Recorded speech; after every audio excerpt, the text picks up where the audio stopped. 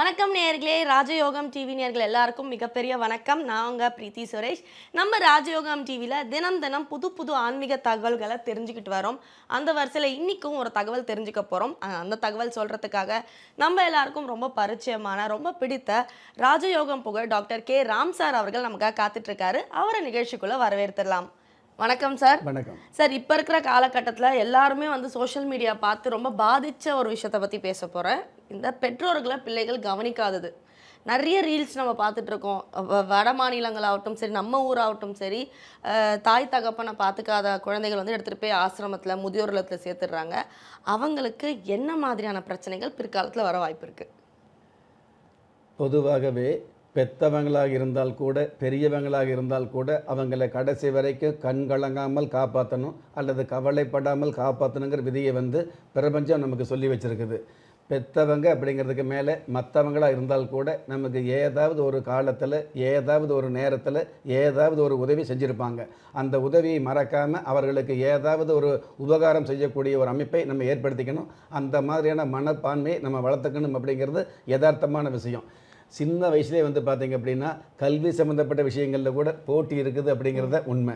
அதாவது தன்னுடைய பிள்ளை, தன்னுடைய பையன்தான் முதல் மார்க் வாங்கணும், முதல் மதிப்பெண் வாங்கணும் அல்லது அதிக மதிப்பெண் வாங்கணுங்கிற ஆசை பெற்றவர்களுக்கு அதிகமாக வந்துட்டுருக்குது அப்படிங்கிறது உண்மை.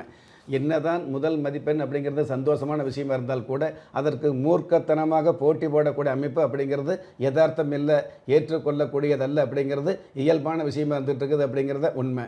அதாவது அவங்கவுங்க திறமையை பொதுவாக ஒரு மதிப்பெண்ணை வச்சுக்கிட்டு அந்த மதிப்பெண் மூலமாக ஒரு மாணவனுடைய திறமையை மதிப்பிடக்கூடிய அமைப்பு அப்படிங்கிறது அளவு பண்ண முடியாது அப்படிங்கிறத உண்மை. அவருடைய தனி திறமையை போற்றுதலுக்கு உண்டான, அவருக்கு எந்த மாதிரியான வகையில் திறமை இருந்துகிட்டு இருக்குதோ அந்த திறமையை கூர்ப்படுத்தக்கூடிய அமைப்பு தான் கல்வி முறையாக இருந்துகிட்டு இருக்குன்னு அப்படிங்கிறது ஒரு வகையான உண்மை. இந்த மாதிரி இருக்கும் பொழுது சின்ன வயசுலேயே, அதாவது ஒரு குழந்தை பிறக்கும் பொழுதே அழுது கொண்டே பிறக்கிற இந்த உலகத்தில் வாழுகிற வாழ்க்கையாவது சிரித்து கொண்டு சுகமாக வாழ முடியுமா அப்படின்னு கேட்டிங்கன்னா, நாம் சிரிச்சுக்கிட்டு வாழ்கிறோமோ இல்லையோ, நம்மளை பார்த்து நிறைய பேர் சிரிக்கிற மாதிரியான வாழ்வு தான் நிறைய பேருக்கு அமைதும் அப்படிங்கிறது ஒரு யதார்த்தமான அமைப்பாக இருந்துகிட்டு இருக்குது. இந்த மாதிரியான காலகட்டங்களில் பார்த்திங்கன்னா ஒவ்வொரு மனுஷாளுக்கும் பார்த்திங்கன்னா என்ன ஒரு கஷ்டமாக இருந்தாலும், என்ன ஒரு பிரச்சனையாக இருந்தாலும், என்ன ஒரு கவலையாக இருந்தாலும் பணம் அப்படிங்கிற விஷயம் இருந்ததுனாலே போதும் எல்லா விஷயங்களையும் தற்காத்துக்க முடியும், தப்பிச்சு வர முடியுங்கிற எண்ணம் எல்லா மனுஷாளுக்கு இருந்துகிட்டு இருக்குது. அந்த பணம் சம்மந்தப்பட்ட விஷயத்தை சம்பாதிக்கிறதுக்காக இந்த காலத்தில் பார்த்திங்கன்னா, அந்த காலத்தை பொறுத்தளவுக்கு குடும்பத்தில் ஒருவர் உத்தியோகமோ அல்லது தொழிலோ அல்லது வியாபாரமோ செய்து அதன் மூலமாக பண வருமானத்தை ஈட்டி மொத்த குடும்பத்தை கட்டி காத்தார் அப்படிங்கிறது விதி. ஆனால் இந்த காலத்தில் பார்த்திங்கன்னா ஆசை அதிகமாக இருக்குது அப்படிங்கிறத விட தேவைகள் அதிகமாக இருக்கிறதுனால பக்கத்து வீட்டில் வாங்கக்கூடிய பொருளுக்கு மேலே நாம் பொருள் வாங்கணும், அவங்க வாங்குகிற வாகனத்துக்கு மேலே நம்ம அதற்கு மேலே ஆடம்பர வாகனம் வாங்கணுங்கிற ஆசை நிறைய பேருக்கு இருக்கிறதுனால குடும்பத்தில் ஒருவர் மட்டுமே சம்பாதிக்கக்கூடிய அமைப்பு அப்படிங்கிறத விட குடும்பத்தில் உள்ள அனைவருமே முடிஞ்சளவுக்கு பொருள் ஈட்டக்கூடிய அமைப்பு இருக்குது அப்படிங்கிறத உண்மை. அந்த காலத்தில் அதாவது குடும்பத்தில் தகப்பனார் மட்டுமே வேலைக்கு சென்று, உத்தியோகம் சென்று, வியாபாரம் செய்து தன்னுடைய குடும்பத்தை காப்பாற்றங்காட்டி தான் குடும்ப தலைவர் அப்படிங்கிற அமைப்பு இருந்துகிட்டு இருந்தது.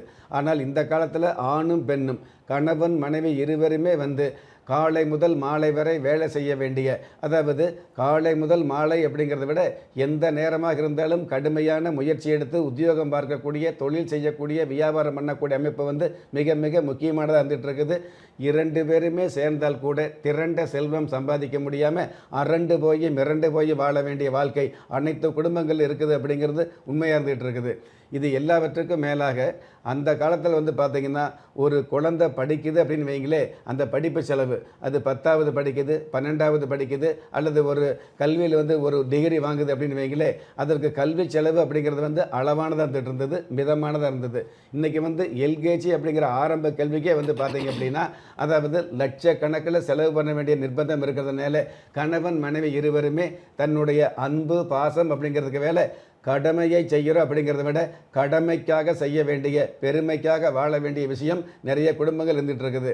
அப்படி இருக்கும் பொழுது என்ன பண்ணுறாங்க அப்படின்னா, இந்த கூட்டு குடும்பம் அப்படிங்கிற அமைப்பிலிருந்து விலகி வந்து அதாவது தனிப்பட்ட முறையில் சுதந்திரமாக செயல்படக்கூடிய பக்குவத்தை அவங்களே வளர்த்துக்கிறாங்க.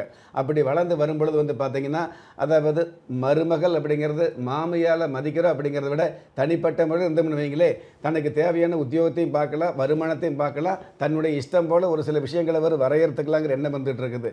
இப்படி இருக்கும் பொழுது இந்த மாதிரி நிர்பந்தமாக உத்தியோகம் போக வேண்டியது, நிர்பந்தமாக உத்தியோகம் மேலே உழைக்க வேண்டிய நிர்பந்தம் இருக்கிறதுனால ஆணும் பெண்ணும் நேரம் இல்லாமல், அந்த காலத்தை பொறுத்தளவுக்கு ஆக்கி சாப்பிட்டு சுட சுட சாப்பிட்ட காலம் ஒரு காலத்தில் இருந்தது.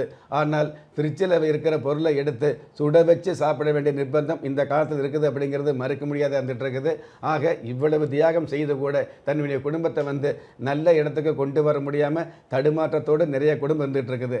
அப்படி உள்ளவங்க என்ன பண்ணுறாங்க அப்படின்னா, தனக்கே நேரம் இல்லாத நேரத்தில் தன்னுடைய அம்மா அப்பாவை எப்படி பார்த்துக்க முடியுங்கிற ஒரு எண்ணத்தில் அவங்கள பாதுகாப்பு அப்படிங்கிற பேரில் ஒரு காப்பகம் சம்மந்தப்பட்ட விஷயங்களில் சேர்த்தக்கூடிய விஷயம் இருக்குது அப்படிங்கிறது மறுக்க முடியாது.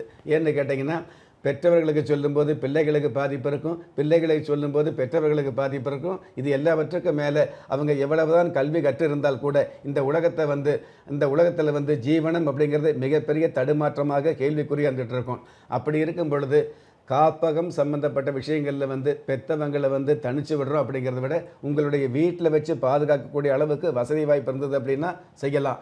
எது எப்படி இருந்தாலும், அதாவது பெற்றவங்களை கவனிக்காமல் கடைசி காலத்தில் உங்களுடைய காலத்தில் உங்களுடைய கரு உருவாகும் போதே உங்களை ஈபடாமல், எறும்பு படாமல், தூசு படாமல் இந்த உலகத்தில் மிகப்பெரிய தியாகத்தோடு வளர்த்தாங்க இல்லையா?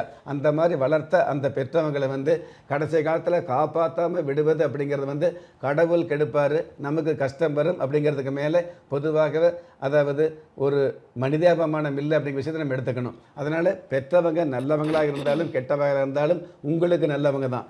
எந்த ஒரு குழந்தையாக இருந்தாலும் உங்கள் பெற்றவங்க ஊருக்கு எப்படி இருந்தாலும் உங்களுக்கு நல்லவராகத்தான் இருந்துகிட்டு இருப்பாங்க. அந்த நல்லவர்களை, அதாவது கருவில் சுமந்து வளர்த்த தாயை தெருவில் விடாமல் பாதுகாக்கக்கூடிய ஒரு அமைப்பை எல்லா மகள் ஏற்படுத்திக்கிறது மிகப்பெரிய சிறப்பாக இருந்துகிட்டு இருக்கும்.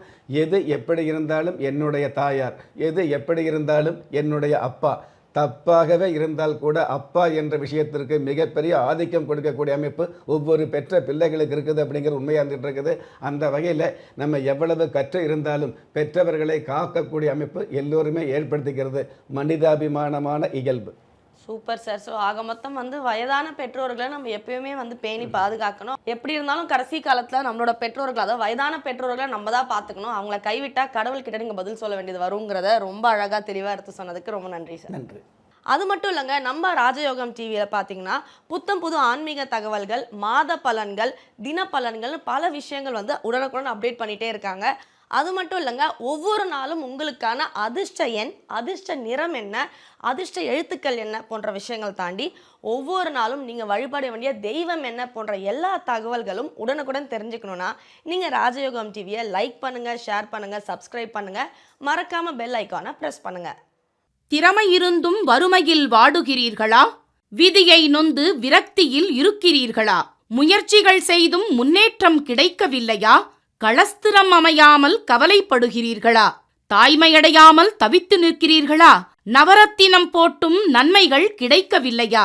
பெயர் மாற்றம் செய்தும் பிரயோஜனம் இல்லையா? எந்திரத்தை நம்பி மந்திரத்தை சொல்லியும் மாற்றம் கிடைக்கவில்லையா? எண்கணிதத்தை நம்பி எழுத்தை மாற்றியும் ஏற்றம் கிடைக்கவில்லையா? வாஸ்துவை நம்பி வாசலை மாற்றியும் வளம் காணவில்லையா? ஹோமத்தை வளர்த்து யாகத்தை செய்தும் யோகத்தை காணவில்லையா? திரும்பிய பக்கமெல்லாம் திண்டாட்டங்களையே சந்தித்த உங்களை யார் கைவிட்டாலும் ஆன்மீகம் கைவிடாது. ஆம், அண்ட நிழலுமில்லை, ஆதரிக்க யாரும் இல்லாதவர்களை குலதெய்வம் கைவிடுவதில்லை. கிள்ளிக் கிடைக்கக்கூடிய யோகங்களை அள்ளிக் கொடுக்கக்கூடிய ஆன்மீக அற்புதம் குலதெய்வ விருட்சம். திக்கற்ற யாவரும் ஒப்பற்ற பயன்பெற வாங்கி பயனடைவீர். குலதெய்வ விருட்சம். குலதெய்வ விருட்சம், குடும்பமே சுபிட்சம்.